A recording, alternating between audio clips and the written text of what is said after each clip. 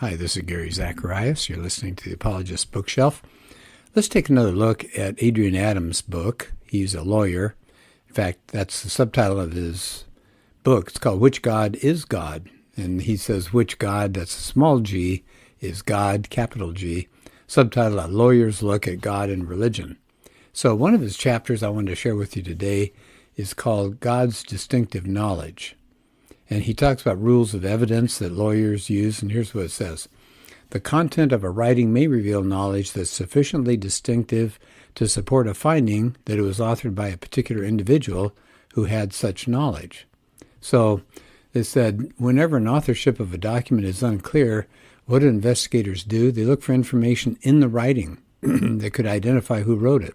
So he gives an example. Maybe somebody sends an anonymous letter threatening to harm the owner of a company, but maybe you could find out who that was. You look at the peculiarities of spelling, maybe abbreviations, punctuation, slang, whatever that would be unique to the author. He says that's the same thing that you find. By the way, I don't know if I mentioned, Adrian Adams. Okay, so in case you hear me say he, you know who I'm talking about. So he says that same technique, remember he's a lawyer, could be applied to religious writings. So he said, you can look for information in each religion's sacred texts to help identify the author. Now he says, of course, religious texts are going to focus especially on spiritual matters, but sometimes they touch on scientific or medical ones. So here comes the crucial part. If the information is accurate, and especially if it flies in the face of whatever was a prevailing belief at the time, that points to divine authorship.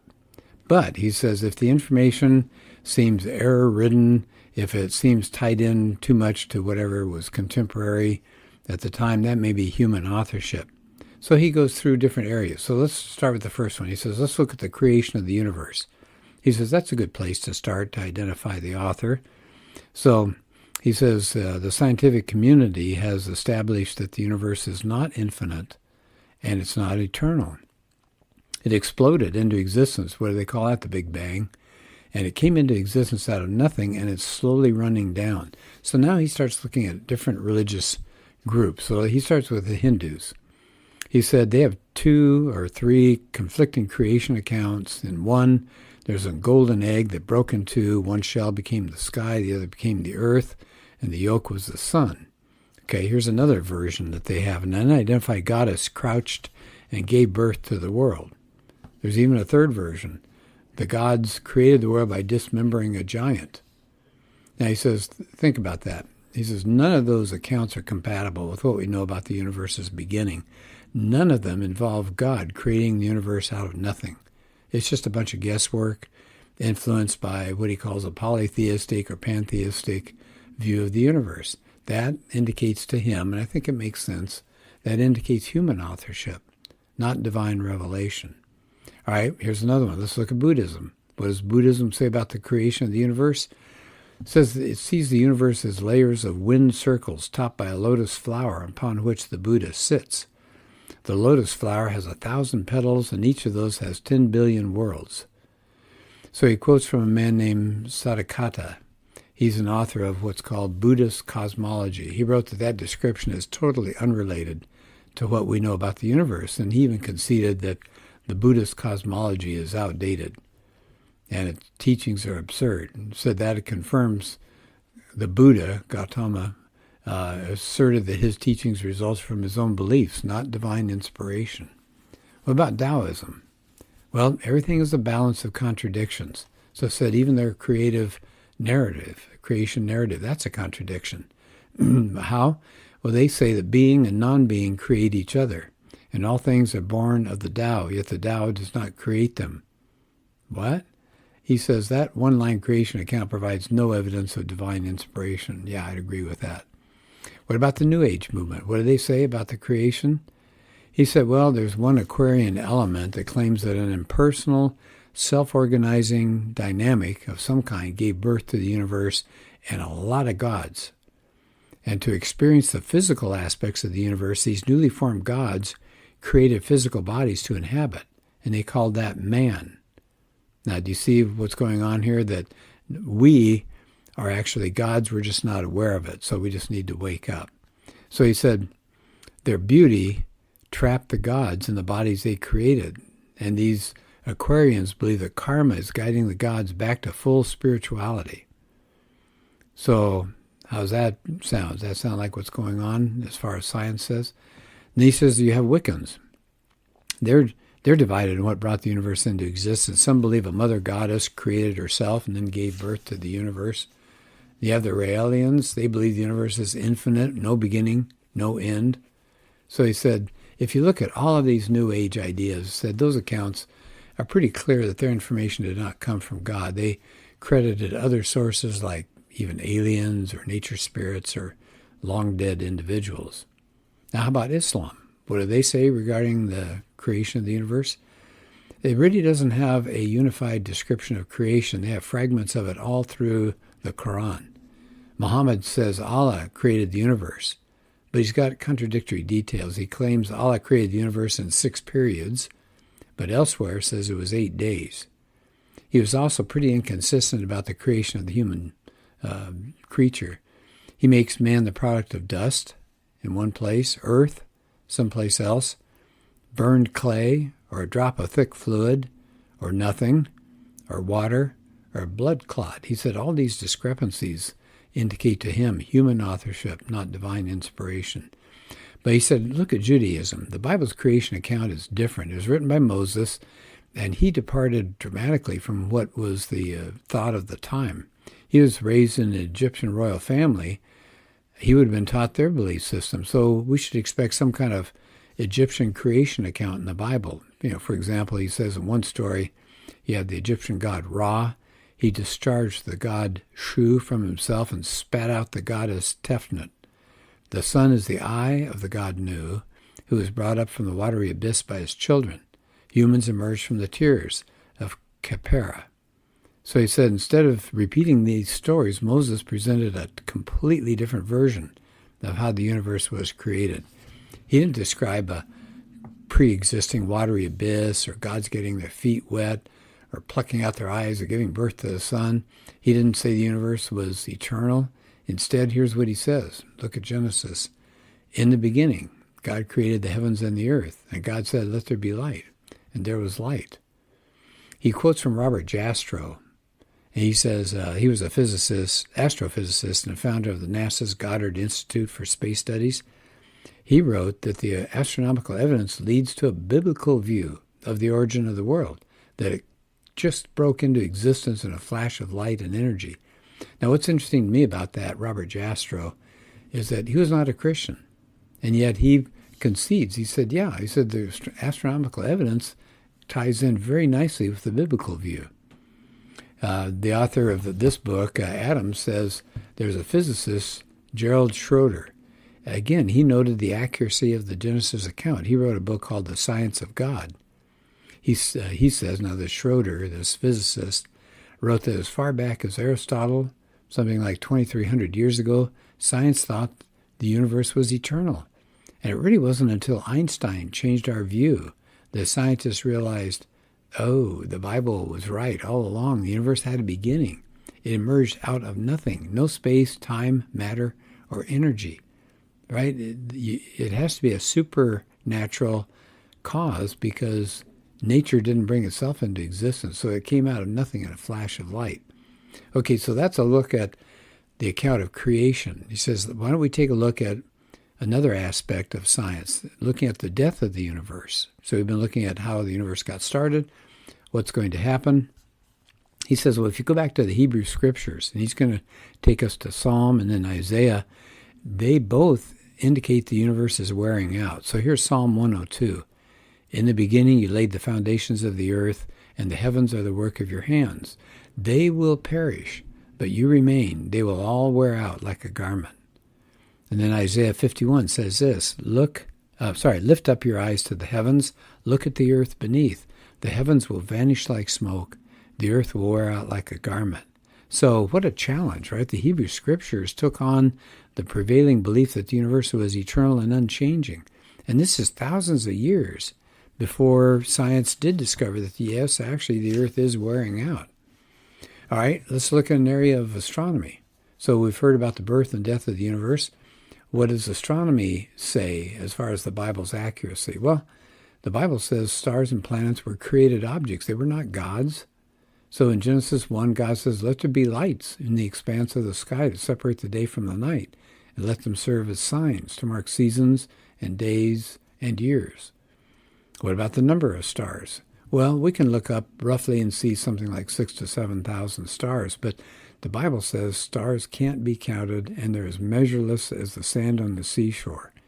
Well, guess what modern astronomy has found as they've looked out deeper and deeper into the heavens? The stars can't be counted, just estimated. He says the current estimate is 200 billion trillion stars. Said that's about 10 times the estimated number of grains of sand on all the beaches of Earth. And so that number is just growing. What about the shape of the Earth? Well, ancient Babylonians thought the world was flat and it floated on water and was surrounded by a wall that supported the sky. What did the Chinese think? Ancient Chinese thought it was an inverted bowl or a square like a chessboard. Greeks were, I guess, divided on the subject. Adams says Homer thought the Earth was a disk supported by pillars, with the heavens an inverted hemisphere resting on the rim. Thales of Miletus supposed it was a disk floating on water. Anaximander thought the world was cylindrical and surrounded by balls of fire. So it wasn't really until the 15th and 17th century, as explorers sailed around the world, they finally accepted the idea that the Earth was a sphere. And it says 2,000 or 3,000 years before that, the Bible accurately stated the Earth was round and suspended over nothing. Okay, let's try some more science here. What about earth sciences? All right, let's take ocean currents. The Bible made accurate statements about the Earth's oceans. The book of Psalms talks about paths in the sea, and it said it wasn't until an American naval officer in the 1800s discovered the meaning. He was homesick. He was an American naval officer. He was homesick one day. I had his son read him something from the Bible, and when he got to Psalm 8:8, it said the fish swim in paths of the sea, and he was struck by the possibility maybe the oceans have pathways. So he started traveling the oceans. He started charting their currents. Published his results in 1847. His name was Matthew Maury, Maury, and his charts impacted shipping. His sea lane maps could reduce a trip like from New York to San Francisco by almost 2 months. He was nicknamed Pathfinder of the Seas, and he publicly credited the Bible for his discoveries. All right, what about the ocean floors? We're still looking at earth sciences. The Bible describes ocean floors as having valleys and recesses. Well, people thought it was a real flat, smooth surface, and now they found out using sonar that the bottom of the ocean is rugged. It has mountains and has plunging canyons. What about rain? Hindu scriptures said rain was caused by gods. They flew around the world in a chariot that was dragging a water bag upside down. What does the Hebrew scriptures say, the Bible? They say rain's a natural cycle in which water is drawn in the air, distilled as rain, and returned to streams that flow to their source without filling the sea. And finally, in the 17th century, there was a scientist, Pierre Perrault. He confirmed that. He showed water evaporates from the oceans, enters the atmosphere, forms clouds, condenses into rain, and then returns again to the Earth's surface. So there's the cycle. What about wind? Hindu scriptures said the wind is, it's attributed to Vayu, the god of winds. But 1868, Edmund Halley connected atmospheric circulation to rising air that was heated by the sun. Well, that aligns with the Bible. The Bible talks about wind patterns. Instead of making winds the capricious acts of gods, the Bible described them as naturally occurring cycles with winds ever returning on their course. Can we take a look at medicine? Okay, it said, we know this. People were totally mystified by causes and cures, and all sorts of terrible things happened to people, and they couldn't figure out how to prevent them. What did Hinduism say? Well, the medical information there is a combination of religious, magical, and empirical practices. Illness was considered punishment by the gods, and karma. And treatment, you had to make the gods happy. You had to drive out demons. What about Buddhism? Well, it adopted the idea of karma, so why study or cure disease? The afflictions were there to punish sin, so tough luck, stick it out. Taoism. Well, it held medicine back in China for thousands of years. It did a lot of harm. They ended up, Taoists developed elixirs, and the catch was they were using all sorts of toxic substances like arsenic, mercury, lead, gold. And they had symptoms of poisoning. And Islam says medical concepts are just about non-existent in the Quran. And then you come to Judaism. It says of 600 plus commandments found in the Bible, over 200 are health-related. So what did Moses talk about? Well, it says the Egyptian doctors that he was part of that society, they had a superficial knowledge of anatomy and physiology and surgical techniques and even dentistry, but the way they treated internal disorders, it was just magic or incantations or superstitions. They thought the disease was the work of demons or spirits of the dead. They came in through your nostrils, your mouth, your ears. So what did they advocate? Spells, incantations, magic amulets. So you had magic to treat scorpion stings or snake bites or eye disease. Magicians routinely cursed and threatened and warned and told the spirits, get out. And gave them orders, you got to leave.